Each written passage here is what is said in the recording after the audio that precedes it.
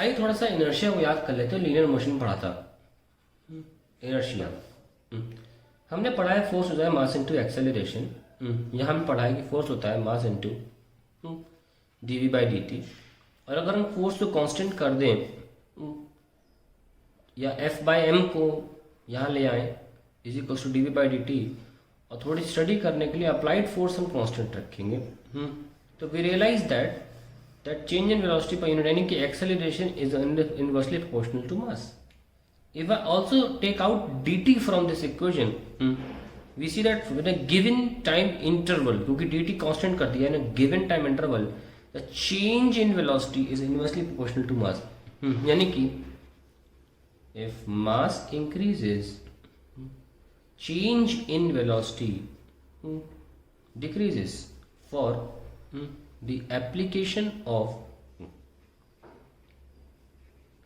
same force.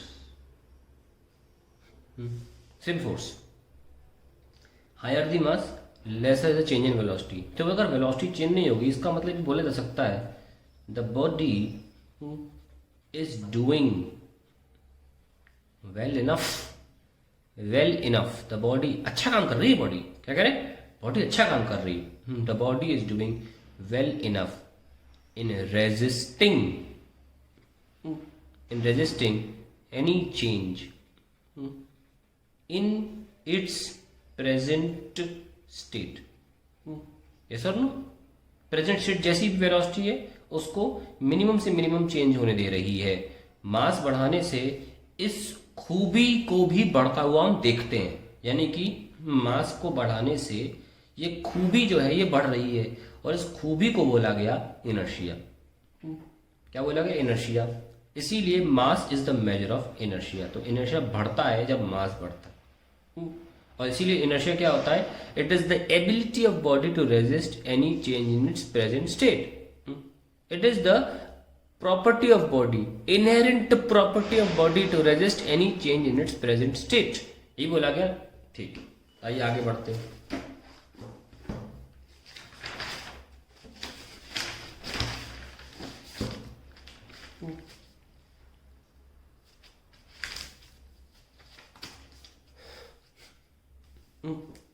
Torque क्या होता है? R cross F.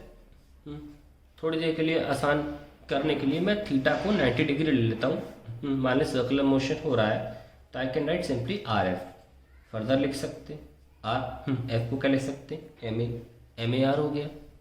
और एक चीज़ और कर सकते हैं कि हम एक्सेलरेशन जो जब आप ऐसे मूव करा रहे होते हैं ना, ऐसे और ऐसे, तो दो एक्सेलरेट अगर ये बॉडी की वेलोसिटी बढ़ रही है लगातार, जैसे पंखा धीरे धीरे इंक्रीज हो रहा होता है, तो दोनों एक्सेलरेशन होते हैं, सेंट्रीपिटल भी और टेंजेंशियल भी। टेंजेंशियल भी बढ़ रहा होता है ना एक्सेलरेशन। तो आप तो फोर्स ऐसे लगा रहे हो ना, तो आपका फोर्स तो टेंजेंशियल कंपोनेंट को कॉरेस्पॉन्ड करेगा, सेंट्रीपिटल को तो नहीं करेगा कॉरेस्पॉन्ड।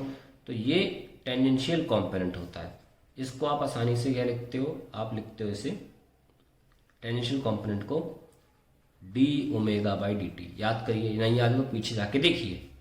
एनीवेज मैं हल्का से दिखाता हूँ। यहाँ पे जो ओवरऑल एक्सेलरेशन है वो A C plus A T का वेक्टर सम होता है।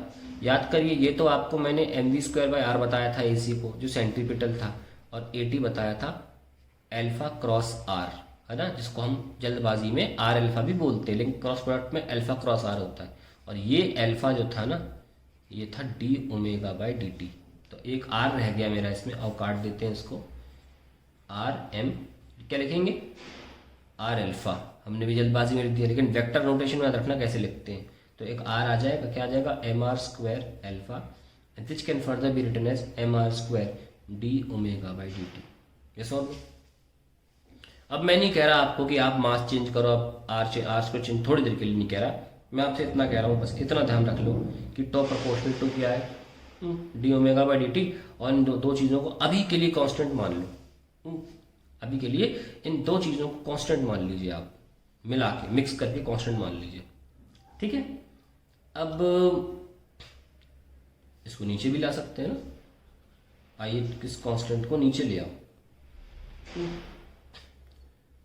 D omega by D T ले आए नीचे। अगले पेज पे चलते हैं।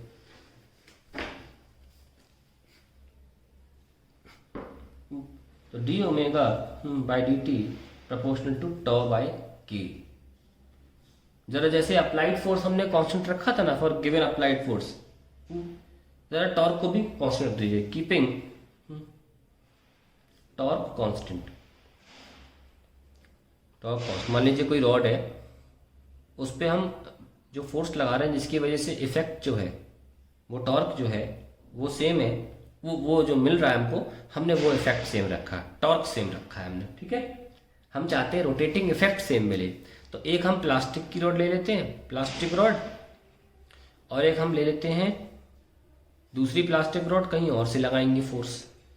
प्लास्टिक रॉड फिर से ले ली हमने, फोर्स कहीं और से लगाया। फिर क्या किया हमने, एक प्लास्टिक रॉड ले ली तीसरी बार, फोर्स लगाया यहाँ से, और फिर हमने रॉड ली आयरन रॉड, आयरन रॉड ले ली और फिर से फोर्स लगाया यहाँ से, ठीक है। तो अब देखो क्या होता है, कीपिंग टॉर्क कांस्टेंट। तो हमने देखा कि D omega proportional to 1 by K, okay. हमने डी टी को भी सेम रख दिया, हम गिवन टाइम बोलेंगे, गिवन टाइम और गिवन टॉर्क, यानी कि हमें हर बार इफेक्ट सेम चाहिए, गिवन टॉर्क। तब ऐसे में डी ओमेगा के वैसे प्रोपोर्शनल आ जाता है। अब देखिए यहाँ पर कि डी ओमेगा का के से कैसा रिलेशन है, इनवर्स रिलेशन है।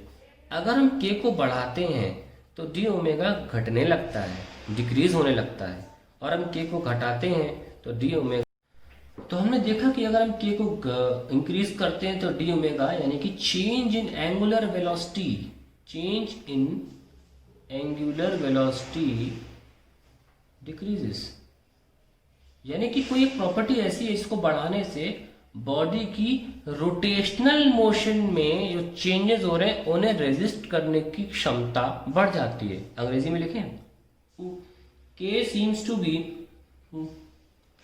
That property of body, property of body which when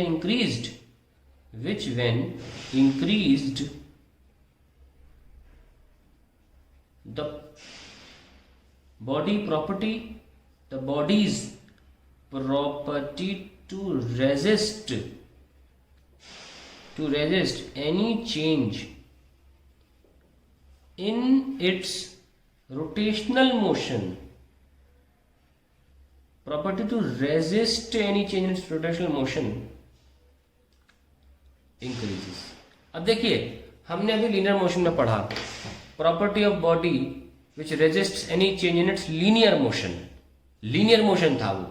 यहां पे क्या है, property of body to resist any change in its rotational motion, ये फर्क है। और इसको नाम दिया गया मोमेंट ऑफ इनर्शिया, यानी कि मोमेंट ऑफ इनर्शिया सिर्फ रोटेशनल मोशन में वही चीज है इनर्शिया जो लीनियर मोशन में इनर्शिया रोल प्ले करता है। और नोटिस करें इस के की वैल्यू एक्चुअली में, आप देखिए ध्यान से, वरना ठीक से, हाँ देखिए इस के की वैल्यू एक्चुअली में mr² आ रही है, x है ना। तो के की वैल्यू क्या आई, mr²। अब ये रॉड्स जो ऊपर आई थी उनका भी फायदा देख लीजिए। दो प्लास्टिक रॉड हैं, हमें टॉर्क को कांस्टेंट रखा गया, कीपिंग टॉर्क कांस्टेंट। हमें टर्निंग इफेक्ट सेम चाहिए, हमें टर्निंग इफेक्ट सेम चाहिए, लेकिन हमने point of application of force जो कि टर्निंग इफेक्ट देगा वो ज्यादा लगाना पड़ जाएगा यहाँ के केस में, यस और नो।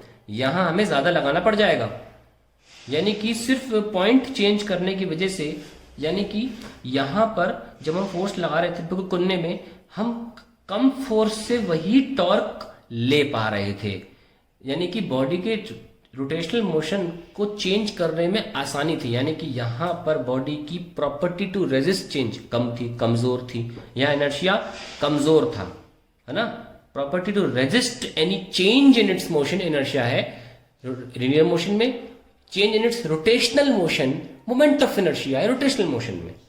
तो जब हम फोर्स लगा रहे थे यहां पर तो इनर्शिया कमजोर था, आसानी से बॉडी वही टॉर्क ले पा रही थी। लेकिन जब हमने point of application of force change किया तो अब बॉडी में क्षमता बढ़ गई अपने आप की वेलोसिटी, एंगुलर वेलोसिटी को बदलने की। क्योंकि हम सब जानते हैं कि अगर दरवाजे पर यहाँ पे हिंज पॉइंट यहाँ है, यहाँ फोर्स लगाया जाए तो दरवाजा उसी एंगुलर वेलोसिटी से नहीं घूमेगा, यानी कि मात्र changing the point about which you applying the force, the inertia यानी कि क्षमता अपने मोशन को बदलने से रोकने के लिए वो इंक्रीज हो जाती है।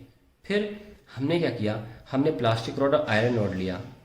हमने प्लास्टिक रॉड में वही फोर्स लगाया जहां आयरन रॉड में लगाया, लेकिन हमने नोटिस किया कि आयरन रॉड में ज्यादा फोर्स लगाना पड़ा। आयरन रॉड की क्षमता अपनी बॉडी के मोशन को चेंज नहीं होने देने की ज्यादा थी इस केस में, बजाय कि जब मास कम था। तो इसीलिए से इनर्शिया में हमें सिर्फ मास दिख रहा था as a measure of resistance to change in its motion. हमें रोटेशनल मोशन में सिर्फ मास नहीं दिखा, हमें किस पॉइंट के अबाउट रोटेशन हो रहा है, कितनी दूरी पर हम फोर्स लगा रहे हैं, यानी कि मास डिस्ट्रीब्यूशन कैसा होगा, इन सब बातों पर भी डिपेंड कर गया। यानी कि मोमेंट ऑफ इनर्शिया सिर्फ मास डिपेंडेंट नहीं है, it is also the distance from which the point is applying the force, या जहां पर टोटल मास माना जा सकता है एग्जिस्ट करता है।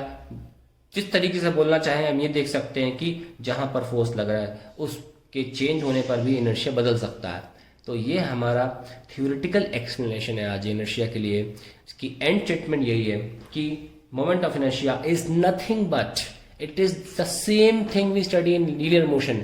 It is just a property of body to resist any change in its rotational motion. That's it.